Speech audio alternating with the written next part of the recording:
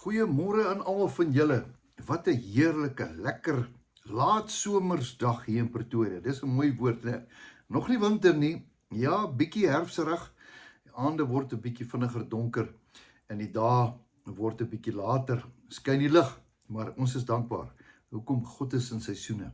En ook so in jou lewe. Daar is seisoene wat gaan draai in jou lewe. Ek is opgewonde daaroor.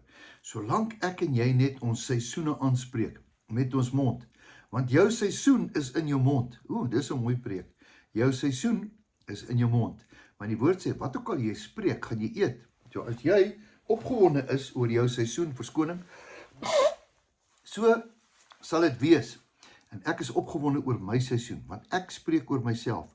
My beste lê nog voor. Nou, waaroor ek vandag wil praat, ons het gisterand selgroep gehad, baie opwindend, en die Here het my bietjie gevat hierso, net voor die Exodus 20 kry, dan kry jy dat Moses kom in gesprek met God. Nou, kom ons kyk gou hierdie situasie. Die volk van die Here, die Israeliete, kom uit Egipte uit. 400 jaar is hulle in ballingskap, hulle is in slawerny. En dan kies God iemand, baie interessant, 'n gebroke man.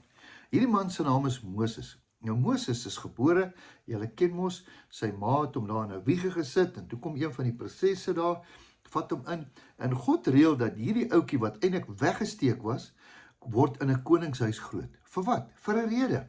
Hy kon die taal praat, hy die kultuur verstaan, want God het geweet, dat 'n klompie jare daarna, gaan dit die ou wees wat 400 jaar se slawerny, 2,5 miljoen mense gaan red.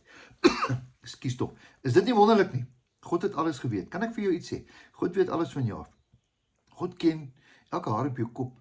God ken jou DNA. God ken jou fingerprints. God weet alles van jou af. Hy weet die eerste dag en die laaste dag. God ken al die einde van jou storie, meneer en mevrou. Jy kan maar hardloop en maak wat jy wil, maar jou storie is nog nie klaar geskryf nie. Daar is nog goeders wat jy moet doen, onafgehandelde dinge. Nou Moses gaan toe, word in die koningshuis groot. Eendag terwyl hy daar is, sien hy dat een van die soldate rand een van die Jode aan, Israeliete, hy slaan hom dood en hy vlug. Hy dink is die einde van sy lewe, van 'n paleis tot 'n woestyn. God is nie klaar nie.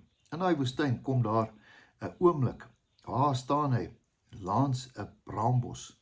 Boem, en daar steek die braambos aan die brand, net so, met 'n massiewe vuur, is die braambos in, en God praat deur die braambos. Kan jy dink as jy nou in die bosveld is, en hier steek die Here 'n braambos aan die, of een van 'n boom aan die brand, en God praat deur daai ding. Ek bedoel, dis verbuisterend. God verskyn in 'n vuur, en praat met die man, en sê, hey Moses, ek wil hier met my mense gaan haal. Ek, Here, hulle soek my daar, hulle wil my doodmaak. En tweedens, Here, ek hakkel. Here, ek kan nie lekker praat nie. Hoe gaan ek 2,5 miljoen mense, wat 400 jaar vasgevang is, uit daardie land kry?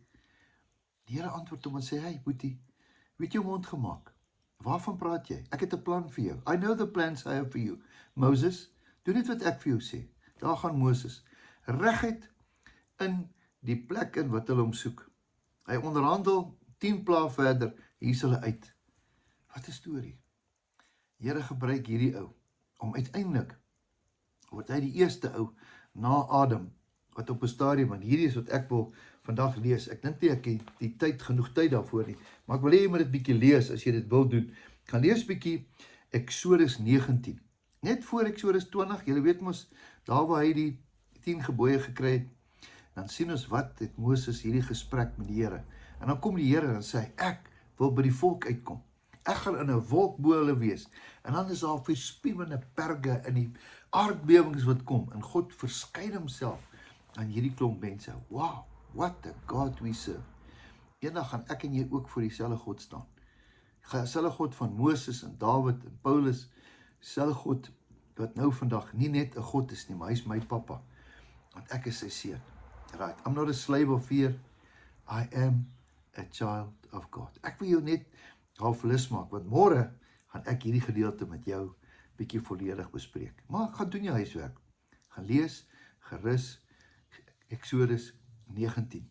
En dan gaan ons môre hom saam met jou deurlees. Is dit reg so? Maar ek wil vir jou bid.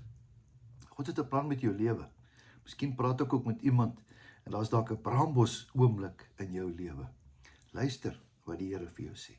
Kom ons bid saam. Here, dankie vir die woord, dankie dat ons kan leer, dankie vir die genade, dankie Here dat Jesus gekom het, dat ons nie meer onder die wet is nie, maar dat ons nou onder u genade is. Dankie Jesus, dat u gekom het. Ons loof en prys u naam. Amen.